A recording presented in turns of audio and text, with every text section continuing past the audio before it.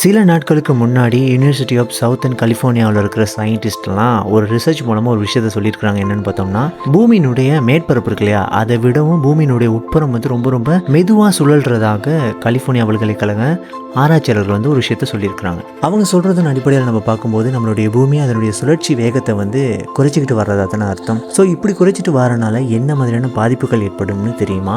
So இந்த ஒரு விஷயம் வந்து நம்மளுடைய பூமியில் பாரிய அளவிலான மாற்றங்களை ஏற்படுத்தும் அப்படின்னு விஞ்ஞானிகள் சொல்கிறாங்க. குறிப்பாக சொல்லணும்னா, பூமியில் அடிக்கடி நிலநடுக்கங்கள் அதிகரிக்கும், அதே நேரத்தில் காலநிலை மாற்றங்களும் கூட ஏற்படக்கூடும் அப்படின்னு சவுத்தர்ன் கலிஃபோர்னியா யூனிவர்சிட்டியை சேர்ந்த சயின்டிஸ்ட் நமக்கு வார்னிங் கொடுத்துருக்குறாங்க. ஸோ இதுக்கான காரணம் என்னென்னு அவங்க சொல்கிறாங்கன்னு பார்த்தீங்கன்னா, பூமியினுடைய அந்த மேக்னெட்டிக் ஃபீலை உருவாக்கக்கூடிய திரவ வெளிப்புற மையம் இருக்கு இல்லையா, அதில் ஏற்பட்டிருக்கக்கூடிய கொந்தளிப்பு, அது மட்டும் இல்லாமல் பூமிக்கு அடியில் இருக்கிற அந்த அடர்த்தியான பாறைகளினுடைய ஈர்ப்பு விசை இருக்குது இல்லையா, அதுவும் கூட இந்த ஒரு உட்புறம் வந்து மெதுவாக சொல்கிறதுக்கு முக்கியமான காரணமாக இருக்கலாம் அப்படின்னு விஞ்ஞானிகள் கண்டுபிடிச்சிருக்கிறாங்க. அது மட்டும் இல்லாமல் இது இப்போ தான் ஸ்டார்ட் பண்ணியிருக்கா இந்த ஒரு விஷயத்தான்னு கேட்டிங்கன்னா அதுதான் கிடையாது. 2010ஆம் ஆண்டுலேயே பூமியினுடைய உட்புறம் வந்து அதனுடைய மேற்பரப்பை விடவும் ஸ்லோவாக சுற்றுறதுக்கு ஸ்டார்ட் பண்ணிருச்சு அப்படிங்கிற ஒரு விஷயத்தையும் இப்போ கண்டுபிடிச்சிருக்கிறாங்க.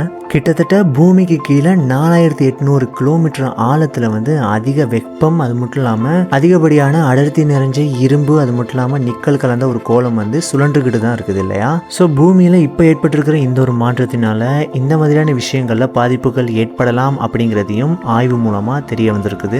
ஸோ இந்த ஒரு விஷயம் வந்து நம்மளுடைய ரெகுலரான லைஃப் ஸ்டைலில் மிகப்பெரிய மாற்றத்தை ஏற்படுத்தும். கிட்டத்தட்ட ஹவர்ஸ், நாட்கள், அது மட்டும் இல்லாமல் வாரங்கள் இருக்கு இல்லையா, இதனுடைய அந்த ஒரு அளவை வந்து நீட்டிக்கிறதுக்கான வாய்ப்புகள் அதிகமாக இருக்குது. கிட்டத்தட்ட 7 நாள்னு சொல்லும்போது இது ரொம்ப ஸ்லோவாக சுற்ற ஸ்டார்ட் பண்ணிடுச்சுன்னா 7-8 நாள் ஆகலாம். 1 ஹவர் அப்படிங்கிறத வந்து நம்ம இன்னும் கூட்ட வேண்டிய நிலைமை ஏற்படலாம். கிட்டத்தட்ட நம்ம ஒரு நாள் அப்படின்னு சொல்லும்போது 24 மணி தியானம்னு சொல்கிறோம் இல்லையா, அது வந்து அதிகரிக்கிறதுக்கான வாய்ப்புகள் இருக்குதுங்கிற ஒரு விஷயத்தையும் இப்போ ஆய்வு மூலமாக சொல்லியிருக்கிறாங்க. கிட்டத்தட்ட 2010 கண்டுபிடிக்கப்பட்ட இந்த ஒரு விஷயம் அப்படிங்கிறது கடந்த 14 வருஷமாக நடந்துக்கிட்டு தான் வருது. ஸோ இந்த ஒரு விஷயம் வந்து நம்ம எல்லாத்துக்குள்ளேயுமே ஒரு பதற்றத்தை ஏற்படுத்தியிருக்கு இல்லையா. என்னடா நல்லா சுற்றிட்டு இருக்க பூமியிலே இப்படி ஒரு கோளாறு வந்துருச்சுன்னா, ஸோ அதுக்கான அடுத்தபடி என்ன அப்படிங்கிறது ஒரு கேள்விக்குறியாக இருக்கு இல்லையா.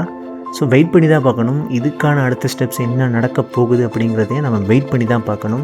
பூமிக்கு மேலே நம்ம செய்கிற அநியாயங்கள் பூமிக்கே பொறுக்காமல் பூமிக்குள்ளே இந்த மாதிரியான மாற்றங்கள் ஏற்படுறதுக்கு ஒரு காரணமாக இருக்கும்னு கூட தோணுது இல்லையா. ஸோ இதை பற்றி உங்களுடைய ஒப்பீனியன் என்னங்கிறத மறந்துடாமல் கமெண்ட் பண்ணுங்கள். வீடியோ பிடிச்சிருந்தா லைக் பண்ணுங்கள். அப்படியே இதே மாதிரி நிறைய நியூஸை தெரிஞ்சுக்கிறதுக்கு நம்ம சேனலை சப்ஸ்கிரைப் பண்ணி அந்த பெல் பட்டன் டிக் பண்ணி ஃபாலோ பண்ணுங்கள். அடுத்த ஒரு மிசிங்கான வீடியோவில் மீட் பண்ணுறேன்.